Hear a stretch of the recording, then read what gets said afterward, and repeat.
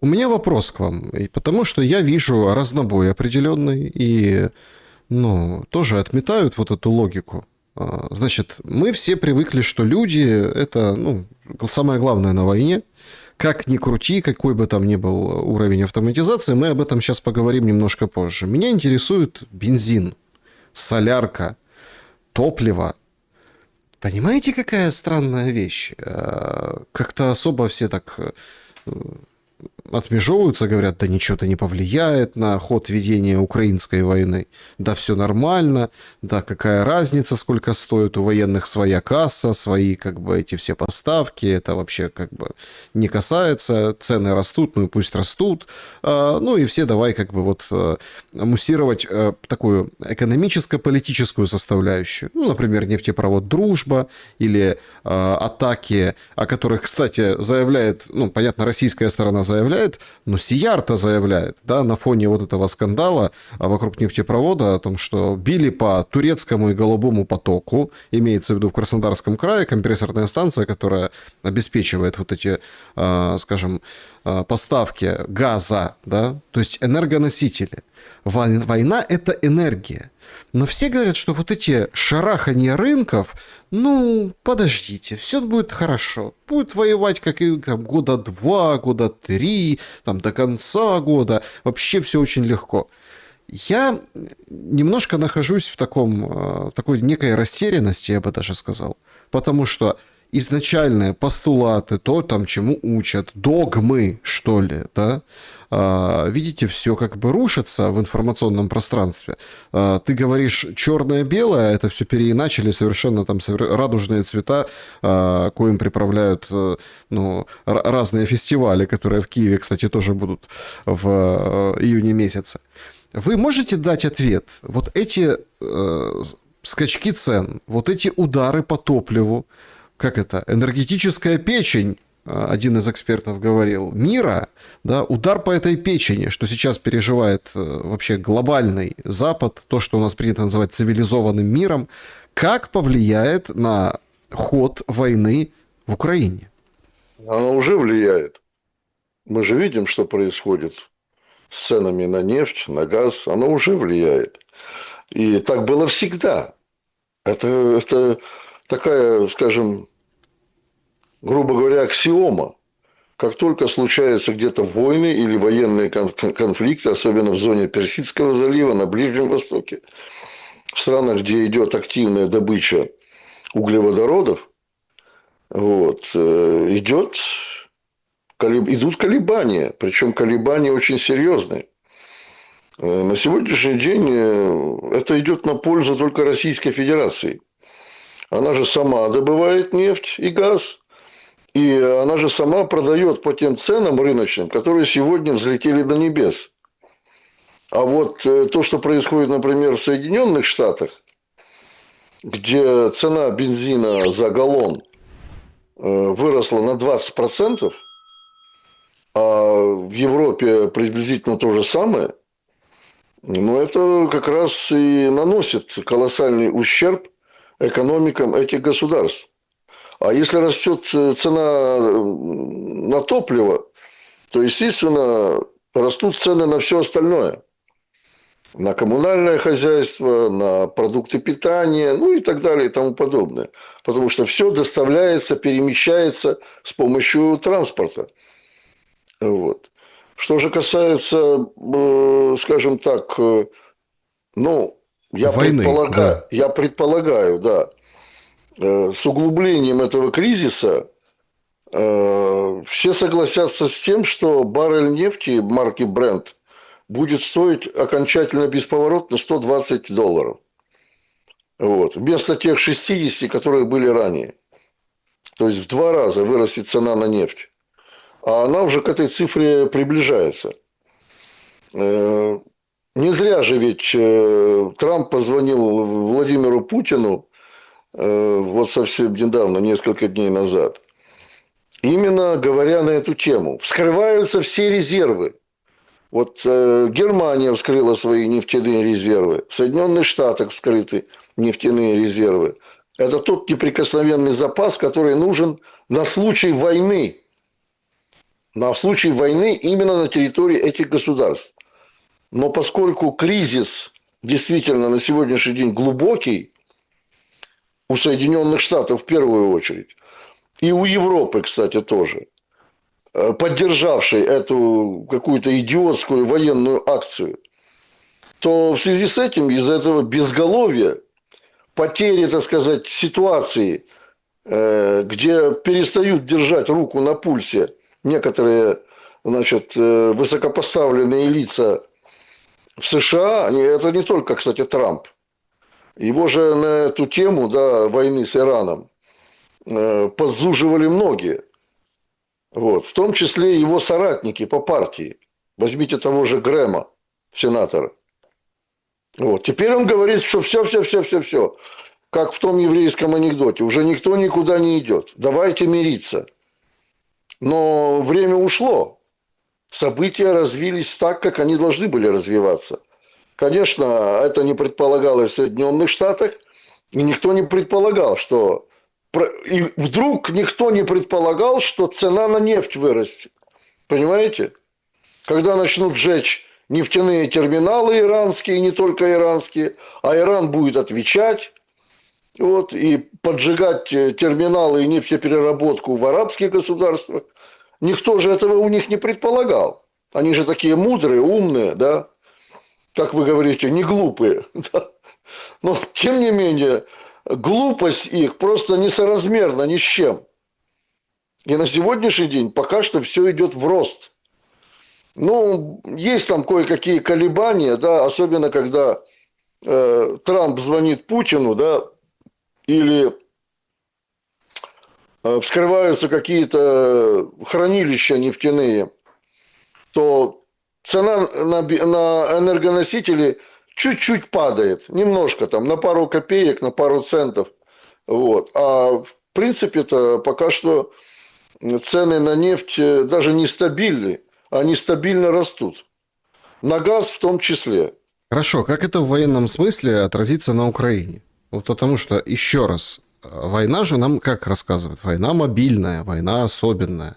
Но простите, пожалуйста, это я тоже так вот оцениваю и хочу понять, куда смотреть. Значит, руководитель там, ДНР, неподконтрольной части Донецкой области, да, у Путина представил к награде, попросил паренька 21 год. Тоже, да, смотрите, война идет 5-й год. Военному из Самары, хлопцу 21, который там 68 дней находился на позиции, его дронами снабжали, и он там один. В общем, ступни удалили и так далее. Опять-таки, здесь нет, тут понятно, что это все, там, Путин говорит, да, вчера ему сообщили, что дали там героя, в общем, все понятно. Это глорификация, это вот то, что как бы, да, вот эта история. Но меня интересует эта история, даже не в контексте там личного подвига. Меня интересует, что это за война такая? Вот смотрите, у нас сейчас начинается вот это вот тяни-толкай, да, гребут мужиков как бы с особой рьяной, скажем так, с рьяным упорством. В общем, тянут, хватают, бусифицируют, там, это стычки вот эти постоянные. И мы таких историй с украинской стороны слышали такие единичные вещи, да, но их как-то не пиарят на уровне президента, чтобы, это же смотрите, как разыграно, приходит руководитель региона, говорит, у меня тут, и причем он не о своем говорит, ну там не о донецком каком-то воине, да, он говорит о каком-то в принципе воине. То есть у нас таких нет вот этих моментов. Мне интересует, почему. Вряд ли потому, что нет таких там ВСУшников, которые сидят на позициях, их там снабжают дронами, и они там держат неимоверное количество часов свой какой-то окоп или свою эту лисью нору. Да, ну мы же как рассказывают, лисья нора – это лучше, чем окоп, понимаете? Я вот не могу понять, как вот такая война, где такое возможно, Вот как на нее влияют обычные такие догматические, аксиоматические вещи, как, например, бензин, энергия, там, ресурсы. Понимаете, кажется, что, ну, то елки-палки, вот так и воюют. Сидят там по 2 месяца, понимаете, пока фронт там куда-то движется, туда, обратно, контрнаступают, ходят контрнаступления, которых не видно, например, асинт-аналитикам из проукраинского Deep State. А это ведь им почуют, так сказать, массы и вроде как успокаивают, что все хорошо, все нормально, мы еще там отвоюем. Александр, да, вопрос объемный. Постараюсь ответить по порядку. Но вначале сделаю вам маленькое замечание, если вы позволите. Вы упомянули ДНР и неподконтрольная часть Донецкой области. Если Соединенные Штаты, ведя переговоры между Украиной и Россией, являясь так называемым посредником, Угу. говорят, что ВСУ должно уйти из Донецка и Луганска, То это признание, вы имеете то в это виду? уже признание того, Угу. что ДНР является частью Российской Федерации, а значит, они подконтрольны. Поэтому здесь я бы не Ну, стал бы так. хорошее дипломатическое замечание, если так Да, посмотреть, да. да, это очень важно, кстати. Это очень важно, потому что так считают в сумасшедшем Киеве на Банковой. Вот. Уже американцы даже дошли до того, вот. А ранее покойный премьер-министр Италии говорил о том, что это уже давным-давно Россия. Даже побывал как-то в Крыму, на что, так сказать, на него спустили всех собак. Вот. Поэтому, говоря о подвиге русского солдата, я не вижу никакой связи с бензином и с энергоснабжением Подождите, украинской армии. что это за война, где один человек держит позицию 68 дней? Ну, вот вы разве не слышали объяснений по этому поводу? Ведь все же четко было разнесено тем же Пушилиным в кабинете у Путина. И в целом, значит, я слушал значит, объяснение его командиров, этого Сережи, 21-летнего, что он был штурмовиком. Это я так вкратце упоминаю. И штурмуя один из опорных пунктов украинских, а это какой-то был населенный пункт, где, в принципе, ни одного целого дома уже не было, а были развалины. Это значит, в предместье Красноармейска происходило. Село Гришино. Вот. Естественно, в боевой обстановке, где люди хаотично перемещаются и при интенсивном огне прячутся, естественно, ведя боевые действия, отстреливаясь, поражая какие-то цели, теряют, в принципе, те команды, которые им подаются. Это же элементарно. Естественно, он, забежав в какой-то дом, группа ушла в другом направлении, а он там остался. И, очевидно, был отрезан военнослужащими ВСУ. И они посчитали, ВСУшники посчитали, что, значит, этот район этого населенного пункта зачищен. Вот и все объяснения. И, в принципе, он оказался в окружении. Но, находясь в этом опорном пункте, значит, он препятствовал своему пленению. Это самое главное, потому что солдаты Корейской народной армии, те бы, находясь в такой обстановке, сразу подрывали себя гранатой. Это я так говорю нашим зрителям. Корейцы в плен не сдаются. И ни одного нет корейца пленного за время проведения операции в Курском приграничье. Ну, каких-то двоих показывал Зеленский. Ну, это могли быть какие-то боевые буряты, как любят называть. Но это были не корейцы, я вас уверяю. Вот. А есть четко обученные военнослужащие корейской народной, тем более это был спецназ. В спецназе корейском там все очень серьезно. Но дело не в этом. Здесь же 21-летний парнишка, вот надо просто восхищаюсь его мужеством, восхищаюсь его настолько уверенностью в том, что его не бросят, что его свои же не бросят. И они его не бросили. Они с коптеров сбрасывали ему боеприпасы для того, чтобы он умело отстреливался, гранаты, продовольствие, воду и так далее и тому подобное. И даже видно на кадрах, что он потом уже, когда в больнице его первый раз прооперировали, он говорил с матерью, он говорит: мама, мне никогда в жизни так не было холодно. Он отморозил себе ступни ног. Уже видно на кадрах, когда он подбирает этот мешок, что он еле ходит, потому что невозможно, он не чувствовал ног. Это какую нужно иметь выдержку и силу воли для того, чтобы не сдаться и вести бой до конца. Несколько групп ВСУ пытались, узнав о том, что там кто-то есть, но они думали, что там есть какое-то целое боевое подразделение в виде отделения солдат российской армии. Несколько раз пытались атаковать, но он очень умело отстреливался. Вот. Не просто отстреливался, он даже сумел, и поскольку с коптера ему сбросили мины противопехотные, он сумел свой периметр заминировать. И солдаты ВСУ несколько раз натыкались на эти заминированные позиции. Вот насколько я хочу подчеркнуть, даже такой молодой солдат, контрактник, он, кстати, только-только вот отслужил срочную службу, но решил остаться в армии, подписал контракт. Насколько человек может себя мобилизовать, молодой человек, казалось бы.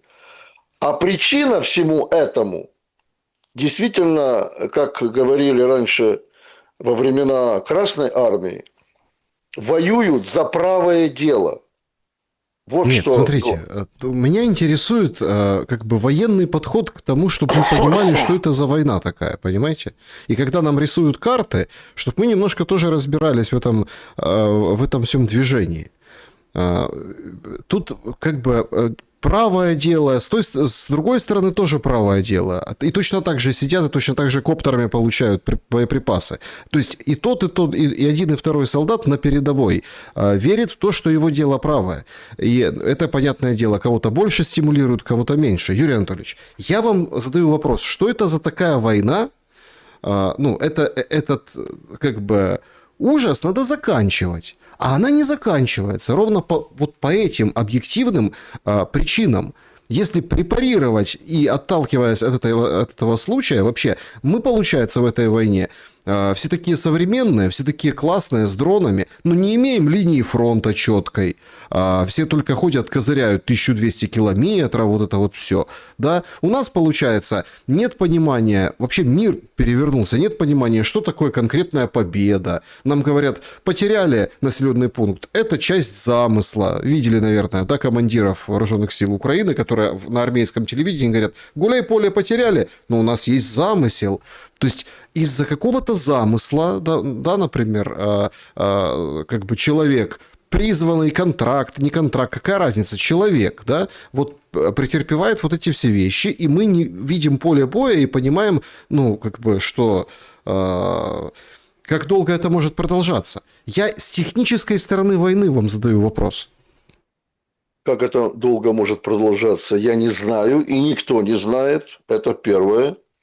Второе. Вы говорите о правом деле со стороны Украины. Ну, какое там может быть правое дело, когда основной контингент военнослужащих ВСУ – это бусифицированные люди?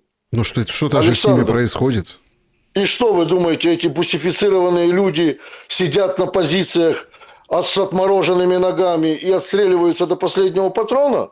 Вы это имеете в виду? Они пачками сдаются в плен. Пачками, отделениями, группами сдаются в плен. Я не знаю ни одного, вот не знаю, хоть убейте меня, как бы я ни искал, а я искал хотя бы одного героического солдата ВСУ, способного, как этот паренек, да, российский солдат, 68 дней сидеть на позиции. Вот я не знаю таких примеров за 4 года войны. Потому что я был специально заточен на эту тему. Мне интересно было, и до сих пор интересно, как воюют украинские военные. Какое там правое дело может быть? Там дело только одного, сумасшедшего, сидящего на Банковой, боящегося потерять свою власть, диктатора. Вот. Нам же как говорят, солдаты ВСУ не думают о том, Да. кто там политика, кто там... теперь о самой войне. Значит, давайте будем говорить откровенно и не будем опускаться до некоторых деталей. А в целом, это понятно еще с 2022 года. Из проведенных референдумов на этих территориях, где идут боевые действия, что Россия считает эти украинские территории, самое главное, людей, проживающих на этих территориях, своими людьми, своей территорией. Вот в чем дело. А когда Украина говорит лишь только о территориях, пренебрегая всеми правами, свободами, правом на жизнь тех граждан, которые находятся сегодня в той же Донецкой области, как вы говорите, или в ДНР, в Харьковской области, в Сумской области, в Днепропетровской, Запорожской, Херсонской, и им плевать на гражданское население, да, называя их ждунами. Раз вы не эвакуировались, вы ждуны, вы ждете российскую армию. Тут же клеят этим несчастным гражданскому населению ярлык. И чего доброго, вот-вот должны будут убить. Вне зависимости от того, ребенок это, женщина, старик. Вот какая разница между российской войной и украинской войной. Это я очень четко себе выясняю. И в этом нет никакого подвоха в этом, Александр. Россия считает это своим народом, проживающим на территории Украины, особенно восточной и юго-восточной. Это их народ, они так считают. И они ведут за это свою войну, священную войну. Смотрите, когда в Славянске 4 каба прилетело вчера, Да. в Запорожье 5 кабов прилетело вчера. Понятно, что это ужесточение войны. Вы объективно это, конечно, констатируете и скажете, что там же Брянск был днем ранее, да, с прилетами. Там показали 5 отверстий в заводе, но прилетело там, целей было больше, и прилетело в том числе по мирным жителям. И понятно, что пошел этот жесткий размен вот этими ударами по городам. Но тут, понимаете, это же отдаляет вот эту историю, что это свои, а это чужие. Ну, там, например. Ничего не отдаляет. Я вот ждал, когда вы упомянете удар по Брянску. Спасибо, что вы упомянули, потому что это очень важно. Говоря о переговорах, ведь вы посмотрите, Соединенные Штаты, вот казалось бы, да, удар по Брянску, ничего не имеет общего там напрямую к США или Великобритании. А ведь это четкий водораздел между британцами и американцами. Брянск обстреливали Storm Shadow. Теми ракетами, которые управляют исключительно британцы. И осуществляют пуск британцы. И определяют цели британцы. Там ВСУ вообще не имеет к этому никакого отношения. И именно поэтому Российская Федерация считает, что она воюет с НАТО, с Западом воюет. Понимаете, в чем дело? А когда идет обстрел, значит, того же Славянска, то я говорил и ранее, что это территория повышенной опасности. И туда били российские ракеты не потому, что там живут люди, которых надо убить. Наоборот, Российская Федерация старается не стрелять по гражданским объектам. Но война есть война. Я уже 10-й раз это повторяю. Нет, так в Брянске тоже, получается, война есть война. Украина Нет, простите, или британцы там били исключительно по гражданским целям, Александр. Но вы же там видели спутниковые снимки, где удар по предприятию. И россияне Спутниковые снимки и россияне сами пишут о том, что предприятие пострадало, заблокированы были рабочие, то есть это все описано. Правда, тут, конечно, выходит Министерство обороны Украины и... Ой, ну не хочется выражаться, и пишет, ну вы видели, наверное, тоже в соцсетях, под комментариями людей, ну, которые там свечечку ставят, вот это все. Вот смотрите, то же самое все же в Украине, но мы там не видели официального аккаунта в соцсетях, не знаю, Министерства обороны России, которое там ходит и троллит вот эти, ну, там, как бы, сообщения о том, что там со свечками или там с памятью там погибших гражданских людей вообще, которые... Ну, а Украина может себе это позволить. Да, потому что это один народ. Это один православный народ, убивающий друг друга. С одной стороны, поддавшийся на американские сказки в 2014 году и уверовавшие в свою непогрешимость, заблудший народ. Вот поэтому, когда вы говорите о том, что стреляли по предприятию в Брянске, дело в том, что Storm Shadow – это высокоточное оружие, Александр. И когда одна ракета попала в предприятие, а остальные 5 убивают и ранят все остальное гражданское население, то очень четко прослеживаются цели этой операции. Не дать американцам ни одного шанса говорить с Россией за столом переговоров. Вот это главная была задача удара, а не какие-то там заводы, предприятия в Брянске. Убить как можно больше людей, русских людей. Русские гибнут и в Славянске, русские гибнут и в Брянске. Но это цель британцев и американцев, в свою очередь.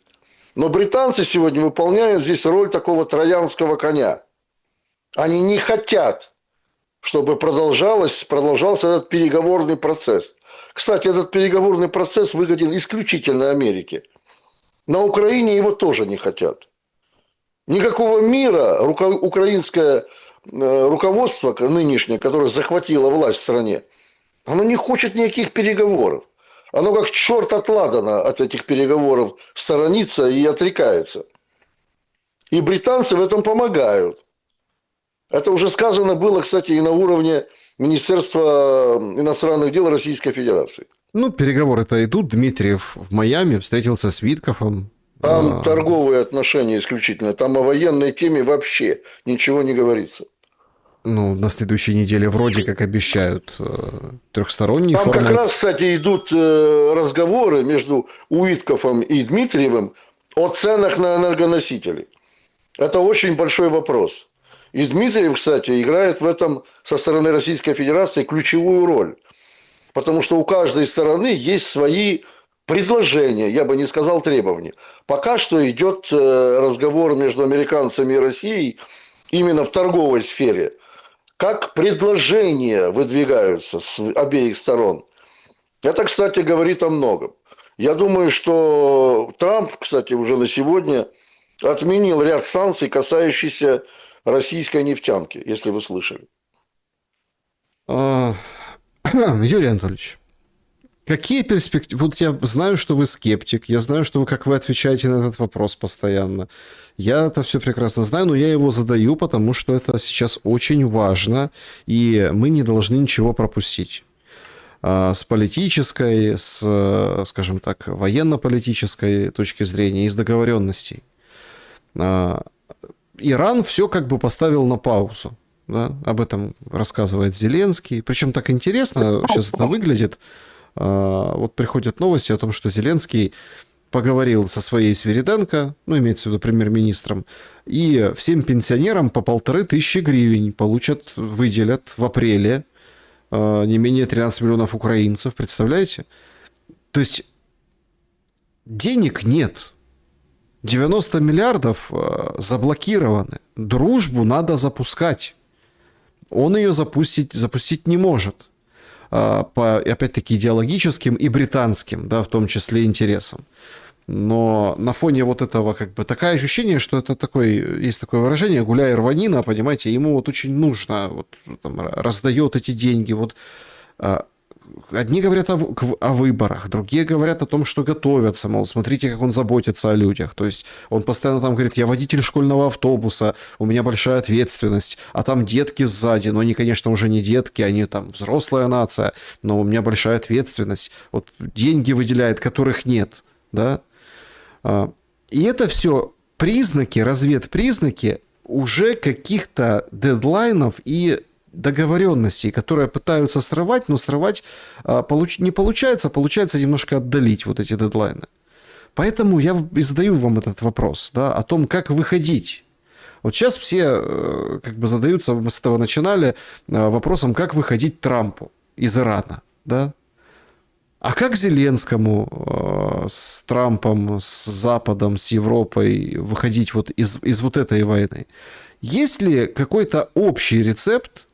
Видно ли его по вашей оценке? По моей оценке, Александр, я скажу так. В последнее время и в средствах массовой информации, и среди российских политиков, видных российских политиков, я подчеркиваю, таких как, например, Дмитрий Медведев, Вячеслав Володин, и так далее, идет разговор о наращивании сил, которые находятся на территории Украины, и в том числе в тех областях, которые не входят еще в состав Российской Федерации. О наращивании сил. Поэтому я считаю, что речь не идет о каком-то ослаблении со стороны России специальной военной операции под действием каких-либо переговоров. Я никогда не верил в эти переговоры, в их искренность, во-первых, а во-вторых, в их результативность. Потому как слишком многое поставлено на кон.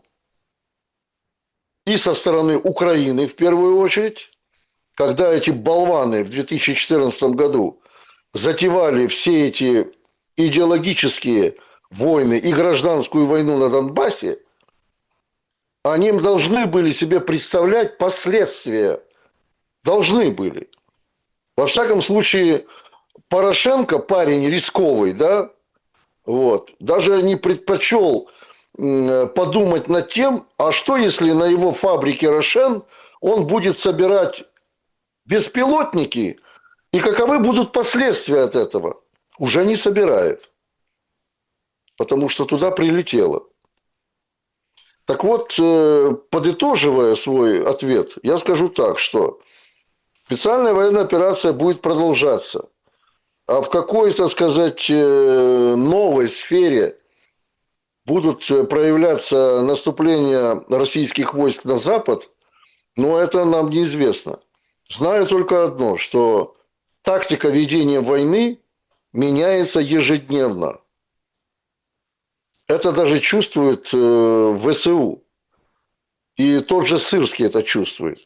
И как-то вскользь, да, по-моему, итальянской Каррера де ла Сера, он говорил об этом, что на сегодняшний день Россия очень быстро меняет тактику ведения войны. А украинская армия из-за дефицита, как вы правильно заметили, люди решают все на войне, из-за дефицита людей не может эту тактику совершенствовать. Не хватает людей, не хватает командиров, мозгов не хватает. Вы же посмотрите на, скажем, среднее командное звено офицерское ВСУ. Оно фактически себя нигде не проявляет. Там либо, скажем, рядовой состав, что называется, до последнего терпения сидит в этих траншеях и опорных пунктах, а потом сдается. Либо генералы выдают желаемое за действительное, раздавая интервью иностранной прессе. Вот какие две разницы между россиянами и украинцами. Это очень показательно. Юрий Дудкин был моим собеседником сегодня. Спасибо за время и мысли. Всего вам доброго, мудрости и терпения. Друзья, берегите себя, добра и света. Увидимся.